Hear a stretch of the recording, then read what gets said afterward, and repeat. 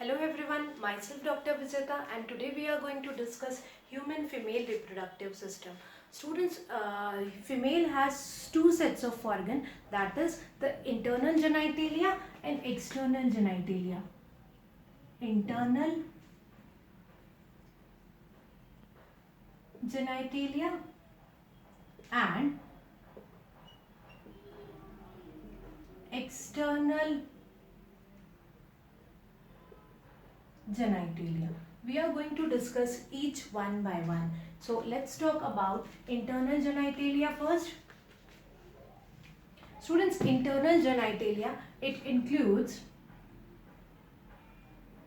ovaries, then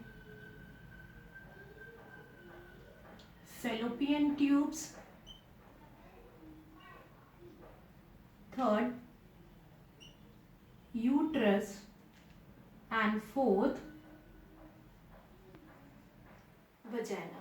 You can see in the diagram, these are the ovaries which you can see present in pairs, then these are the fallopian tubes, then this one is the uterus, and this lowermost part is the vagina. Let's discuss each one by one.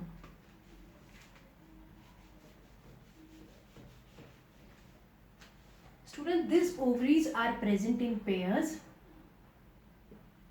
You can see in the diagram, these are the two ovaries which I have already labeled. These are present in pairs. These are the primary reproductive organ in female. Ovaries are primary reproductive organ in female. It is a primary reproductive organ because it releases the female gametes, that is ova, and it also secretes the female sex hormone, that is estrogen and progesterone. These ovaries are oval or almond in shape. These are oval or almond in shape.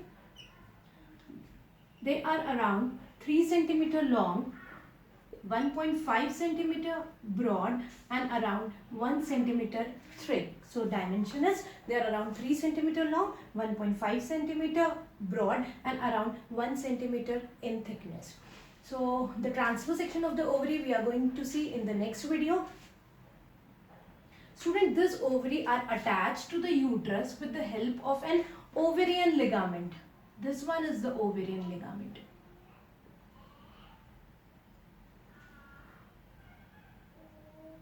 And the ovaries are also attached with the wall of the abdomen with the help of a ligament called as the suspensory ligament.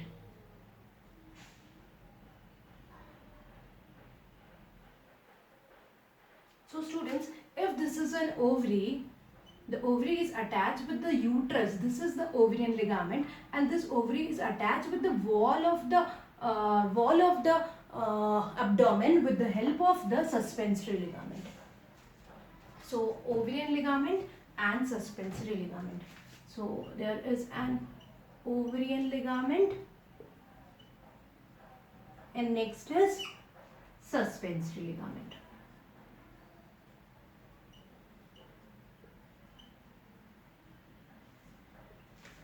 Students, there is a double fold of peritoneum which also secures the ovary in its position. So around the ovary, I will use one other color. So around each ovaries,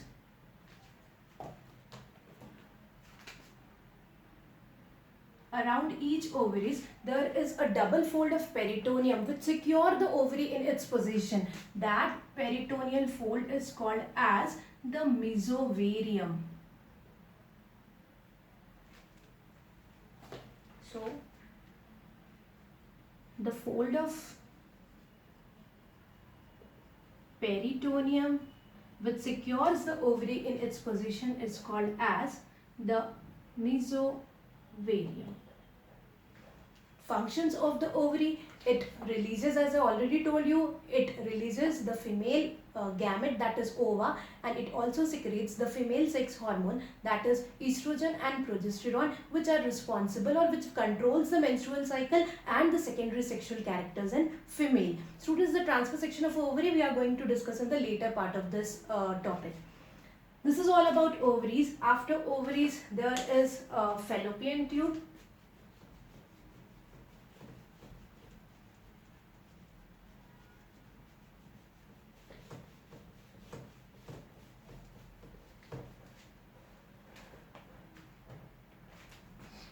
Next is fallopian tube. Student, fallopian tubes are also called as oviduct. These fallopian tubes are also present in pairs. So you can see in the diagram, these are the fallopian tubes. They are horizontally present.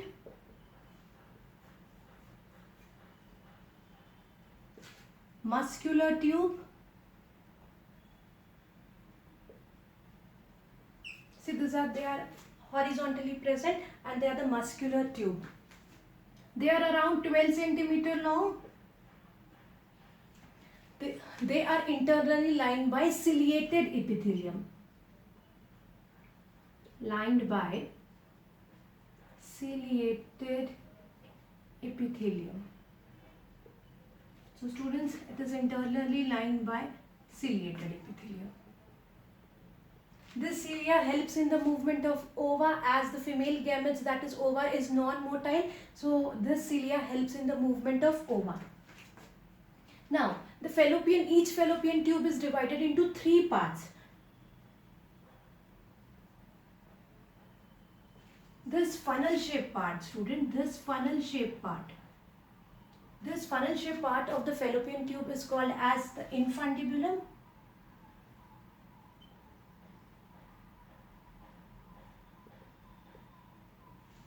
In this infundibulum, you can see there is a finger-like projection. This finger-like projection is called as the femori. So I'll write 3 parts. First, funnel-shaped part is called as infundibulum. In infundibulum, there is a finger-like projection.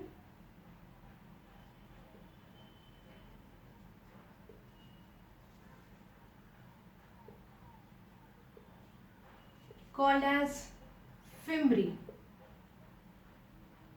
This femori helps to pick up the ova from the ovary. Then students, here there is an opening called as the ostium. I'll write that also. Ostium is the opening present through which the ova, which is released by the ovary, enters into the fallopian tube. So ostium is the opening present near femori through which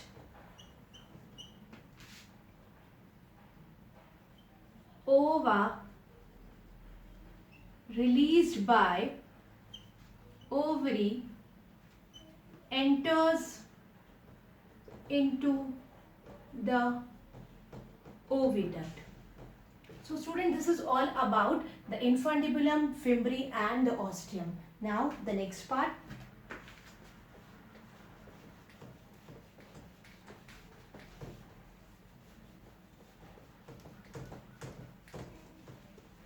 Students, after the infundibulum, there is ampulla. This part is the ampulla.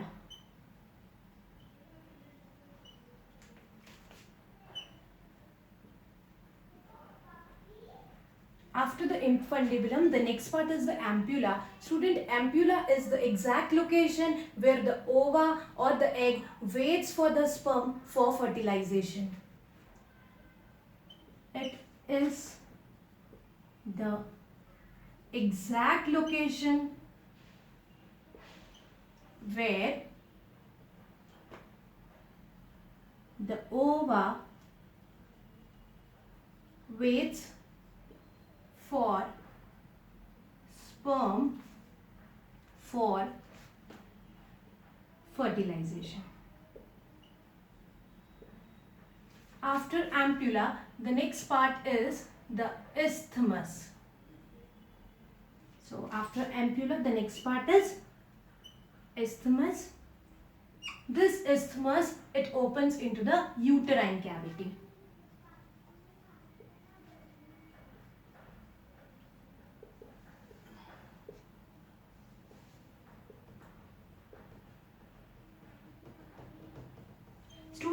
this fallopian tubes or oviduct is also supported by the fold of peritoneum that is called as the mesosalping. It's mesosalping. So mesosalping is the fold of peritoneum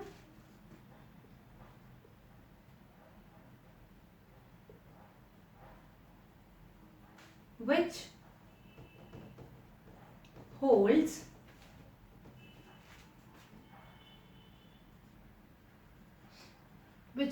the fallopian tubes. So student, this is all about the fallopian tubes. Let's discuss the uterus.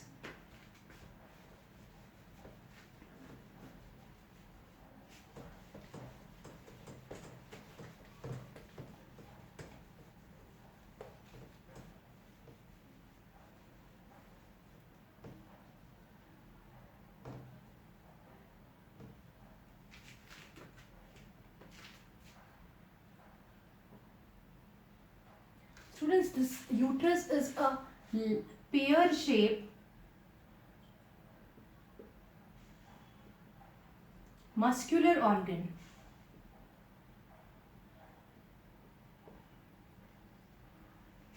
It is very thick because of the 3 layers of muscles. So it is a pear-shaped muscular organ.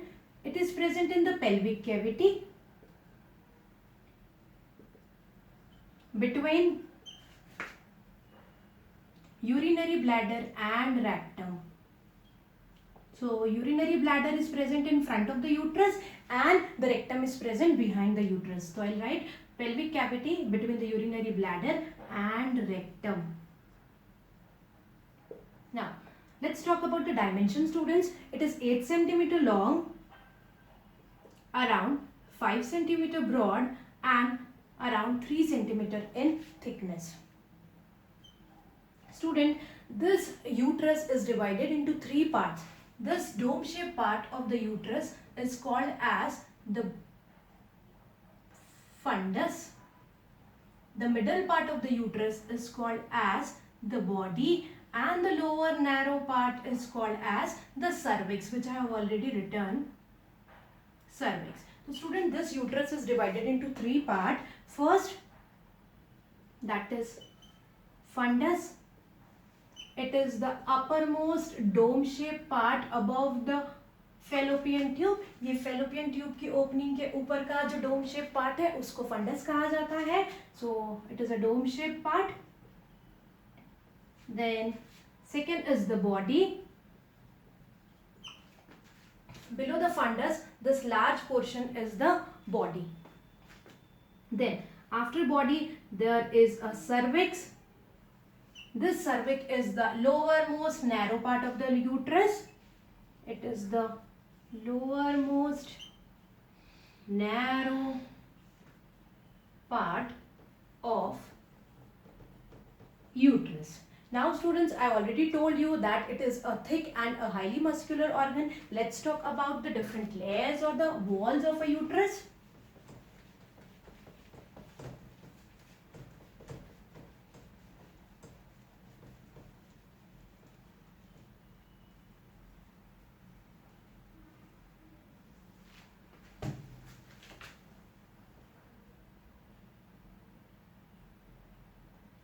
It has 3 walls.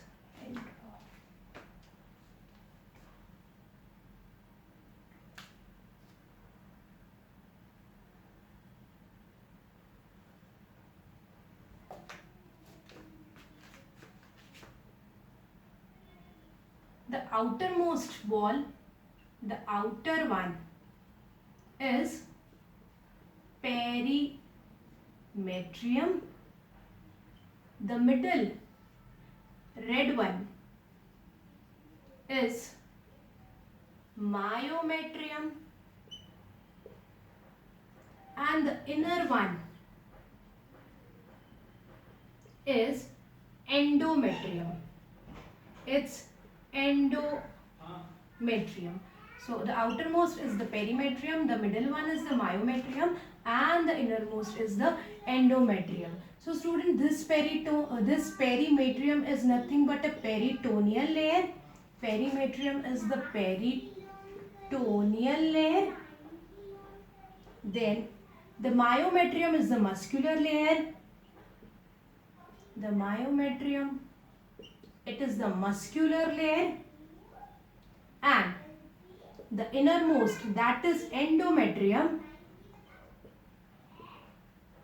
it is a highly vascular layer. It has a very good blood supply. It has a very good vascularity. Student, this endometrium only undergoes cyclic changes during the menstrual cycle. So this is all about the different layers of a uterus. Now,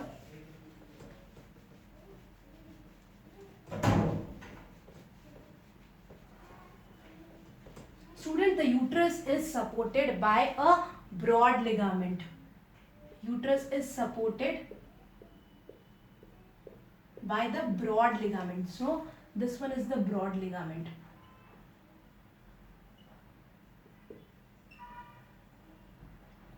So student, this is all about uterus. Now next is vagina. Student, this vagina is the highly distensible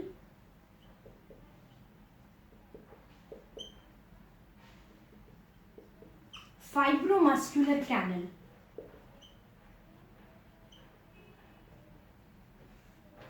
It is a highly distensible fibromuscular canal. You can see this is the vagina. It is around 7.5 centimeter to 10 centimeter long. This vagina is lined by a bacteria called as the lactobacilli. Lactobacilli. Student, this bacteria lactobacilli, it converts the glycogen into lactic acid. This bacteria which are present in the inner lining of the vagina, it converts the glycogen into the lactic acid, and which is responsible for the acidic pH in the vaginal secretion. This acidic pH is for prevention of the entry of any other bacteria into the female reproductive tract. So this is all about vagina. The function of the vagina. Vagina is the opening through which the menstrual bleeding comes out. Menstrual bleeding, that is a menstrual discharge, comes out. It is also a passage for copulation.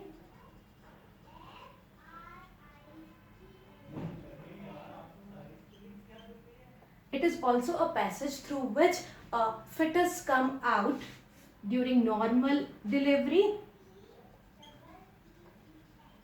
Passage through which fetus comes out during normal delivery.